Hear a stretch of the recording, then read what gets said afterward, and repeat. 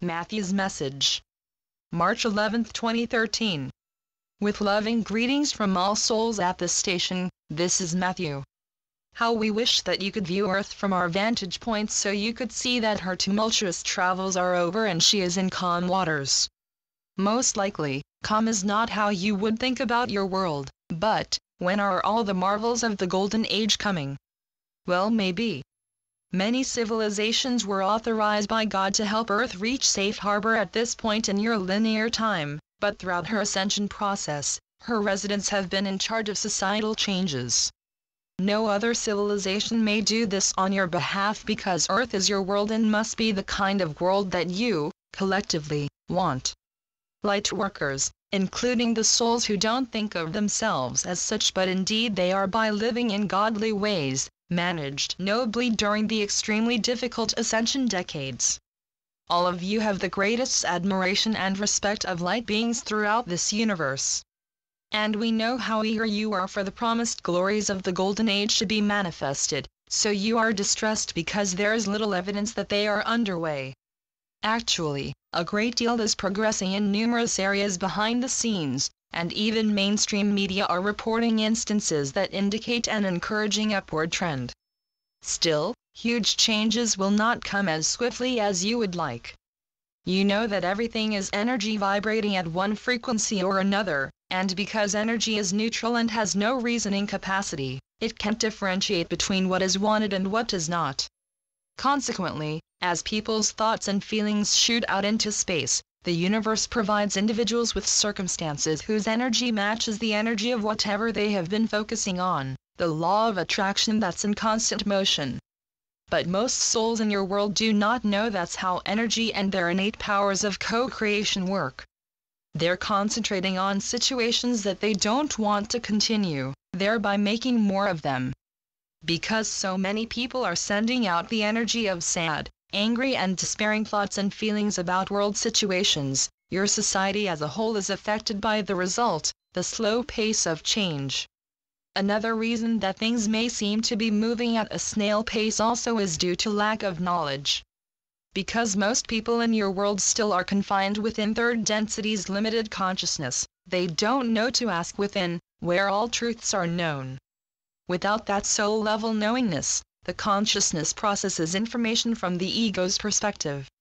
And since the ego supports personal ideas and perceptions, which often are rigidly set, rarely can the ego see a situation from other perspectives or discern between truth and falsehood. We shall give you an example. We and many other messengers in the light have told you the truth about Barack Obama, a highly evolved soul from a civilization far advanced in spirituality, intelligence and ancient wisdom. The highest universal council asked him to leave his homeland and accept the mission of leading the United States and your world into an era of peace, prosperity and unity. We have explained that his mission, which transcends politics worldwide, is a provision of the Golden Age master plan that is aligned with Gaia's vision of Earth's residents living in harmony with each other and with nature. Then Gaia's planetary body and all of its life forms will be in balance, wherein all is light. We have asked you to send light to President Obama because it will hasten the day when that balance is attained. Also, we have mentioned in previous messages that the tenacity of the Dark Ones caused about a 10-year delay in your progress as a society. The delay didn't deter Earth's ascension one whit, her timing was predestined, but it severely curtailed Obama's ability to carry out his mission because powerful individuals within the Illuminati still had the power to derail, distort or detour his efforts. A large part of their effectiveness has come from people whose third density perceptions have been sending forth the energy of anti-Obama thoughts and feelings. That energy has been refueling the Dark Ones and enabling them to keep a strong chokehold on the president's endeavors to move your world toward Gaia's vision. It is natural to question why that would include killing, and many feel that Obama's approval of using drones shows that he is not of the light. That perspective omits this essential element. The drone's purpose is to kill as few persons as possible while ending warfare as quickly as possible. Always military forces in Earth's civilizations have operated within the third density mentality that says eliminating the enemy is a patriotic responsibility and you keep at it until you've won. So for millennia both sides in wars annihilated each other, using the most current weaponry. Now that includes drones, which target individuals who are considered the masterminds of terrorism and cause fewer casualties than drawn-out ground battles would. Indeed, it is lamentable that those weapons claim the lives of women, men and children who are not harming anyone. A brutal fact of war is, many civilians are injured and killed along with combat troops. We won't go into the immeasurable psychic damage experienced by all souls in war zones. Be uplifted by knowing that as hearts and minds continue to open, no soul will want to kill another by any means for any purpose. We also cite Hugo Chavez, recently deceased president of Venezuela, whom mainstream media in the United States have portrayed as a bad guy who worked against that country's best interests. What Chavez worked against was the Illuminati's dark influence in that country, his own and other Latin American nations, and he was quite successful in driving them out of Venezuela. Chavez was not wrong in thinking that his cancer did not occur naturally. The media under Illuminati control labeled him a conspiracy theorist because they have conditioned you to believe that anything with that designation is pure nonsense. Chavez's determination to rid his country of their tentacles and to improve the lives of those who are downtrodden did not fit with the Dark One's agenda. They felt that a public assassination could start a firestorm instead of making it easy for them to regain control of Venezuela's abundant natural resources, and since they had the means to initiate cancer, that's what they did. His body just didn't give out nearly as fast as they expected. We know the truth about these two men whom third-density minds perceive at best as controversial figures with political and ideological pro-supporters and con-opponents. But by no means are sides limited to national leaders. It is the very same in all divisive issues that are besieging your world. The right and left of any situation keep generating fuel for each other, heated feelings are intensified and the imbalance of stalemates is prolonged. Consider, governments with a stockpile of nuclear weapons tell other governments, it's okay for us to have these but you can't because we don't trust you. The governments that are told you can't are expected to trust the motives of the governments that do have these weapons? If the most vociferous spokespersons in have-weapon countries would meet with equally intransigent national leaders that want to develop them, they could begin to rationally discuss their unassailable perspectives. Only by doing so can the sides move forward from their respective positions and reach the common-sense conclusion that total nuclear disarmament is the only way to assure that never will those weapons be used. Especially in the United States, gun violence is a hot controversy. The side that wants to ban sales of specific guns and ammunition is as stubbornly rooted in their view as are those who parrot their Second Amendment right to have all the guns and bullets they want. The two sides need to discuss their differing opinions so they can proceed from the shared desire to lessen shooting deaths. Neither of those two issues will be resolved overnight, but there will be a starting point in both that ultimately will result in banning weapons of all kinds.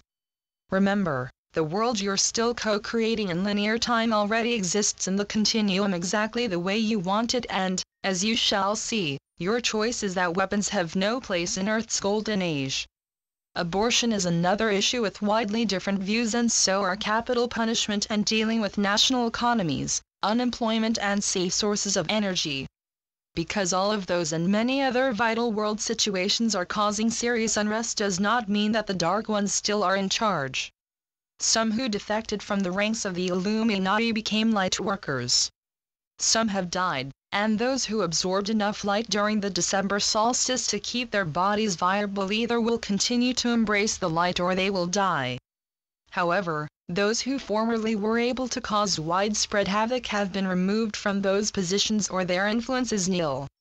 Civil wars still are raging because both sides wholeheartedly believe their cause is just. In some cases, the necessity of avenging assaults on their ancestors was inculcated in the fighters when they were little children. Equally strong feelings undergird the people who are fighting for freedom from tyrannical rulers, who view the fighters as traitors for destabilizing the country. Other individuals are fighting to keep their concept of religion, however twisted, from being overturned by non-believers. Gradually the strident sides in these various situations will be motivated to negotiate and cooperate for mutual benefit. There are greatly differing opinions of how to govern countries that recently gained independence after a long dynastic reign, but again, there is no darkness in the hearts of the citizens. Simply, self-rule, or democracy, is new and the people are striving to find governing methods that can serve everyone's best interests. The most adamant persons on both sides of other issues we've mentioned have no dark intentions either. It is not with malice toward those who disagree with them that the people involved are sticking to their guns, so to speak. Like all other minds operating at third density consciousness, they are ego-bound by their beliefs and want their side to win at all costs. Our beloved Earth family, we are not saying that all souls in your world need to have the very same opinion about everything before turmoil ends. What we are saying is that a willingness to listen and comprehend each other's convictions must precede resolutions to conflicts. And this will come. Earth keeps rising into the successively higher vibrations that are conducive to enlightening what you call human nature. Attitudes on both sides of all issues will change gradually from vehemently contentious to reasonable, setting the stage for the harmonious discourse that will lead to parts of the problem becoming parts of the solution for the good of all. This is why you light workers are needed every bit as much now as before. The light you generate simply by being radiates out into the world and touches all other lives. By steadfastly focusing only on what will enhance life in your world, you expand light in the collective consciousness and hasten the manifestation of Golden Age glories.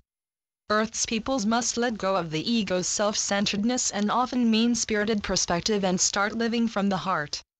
Love, the most powerful force in the cosmos, is the key to ending the divisiveness, hatred, poverty, ignorance and violence that have kept your world out of balance.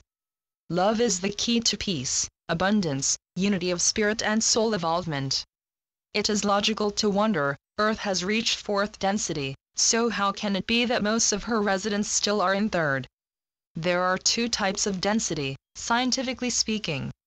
One pertains to mass and the location of a mass. Earth is in the low edge of fourth density and will continue ascending until she reaches her destination in fifth. The other density refers to the evolutionary status of a soul, that is, the level of spiritual and conscious awareness attained, and those two aspects can vary considerably.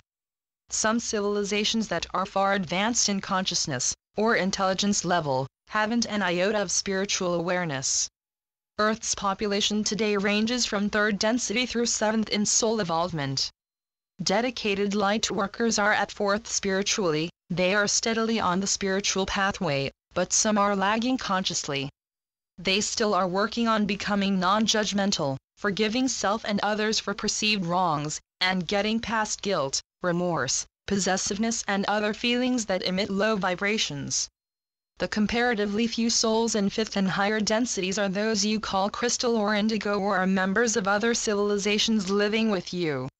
Now then, we have spoken about the primary factors that are affecting the pace of change in your world, but there are others, too. For instance, all legal matters must run the normal course of your legal and justice systems, and you don't need us to tell you that those wheels do not turn swiftly. Some legal situations are economically based, and switching from the old systems to the new is intentionally coming about slowly to prevent fear and chaos. This far-reaching process includes not only retrieving the Illuminati's vast stolen fortunes and allocating those monies to the impoverished billions, but also moving to a global economy based on precious metals, instituting banking regulations worldwide, and establishing fairness in trade, tariffs, taxation, wages and salaries. In this economic vein, NESARA, the acronym for National Economic Security and Reformation Act, is well known in some circles but not necessarily well understood, and no wonder. The U.S. government's website, where NESARA is given the name National Economic Stabilization and Recovery Act, is total disinformation, and channeled messages from dark entities that claim to be respected messengers of the light also contain falsehoods. Misunderstandings include the notion that the act is the entirety of NESARA. How wrong that is. NESARA is no less than world transformation and spiritual renewal. It is the master plan for Earth's golden age. Also, there are various interpretations of some terminology and messages from light sources, such as prosperity packages or similar references to the economic aspects of NESARA. Misinterpretations include a large amount of money given directly to every person on the planet, huge sums given to some individuals for funding specific projects, and everyone's debts wiped out in one fell swoop. Part of NESARA does pertain to eradicating usurious interest rates, reducing some loans and eliminating others, in particular, IMF loans, and removing large bank accounts from the Illuminati's hold order. But the economic thrust of the act is ending the unconscionable disparity between the haves and have-nots in your world. That imbalance will be rectified as the Illuminati's illegally amassed fortunes are used to relieve the plight of impoverished peoples as rapidly as possible and put them on firm footing henceforth. The provision of NESARA that calls for the resignation of the entire U.S. government no longer applies. The act was written more than a dozen years ago when the president was a top-ranking Illuminati. He is among the defectors who became active light workers, and almost everyone in Congress was either a member or under the control of Illuminati outside the government. Rejoice with us that this is not the case today. Mother, for readers who want to know more about NESARA, perhaps why this transformative worldwide plan began as a United States law, please add the date of the message with comprehensive information. August 13, 2006, Special NESARA Edition. Thank you. We repeat our many assurances that whatever adversely affects life in your world will cease incrementally. This includes slave labor and oppression of women, unjust laws, policies, regulations and cruel cultural customs.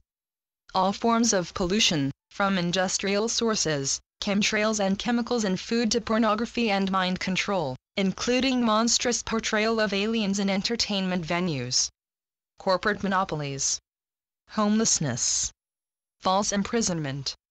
Whatever is harmful to you in mind, body or spirit will meet its end as your society continues to rid your world of everything that is incompatible with life in the golden age.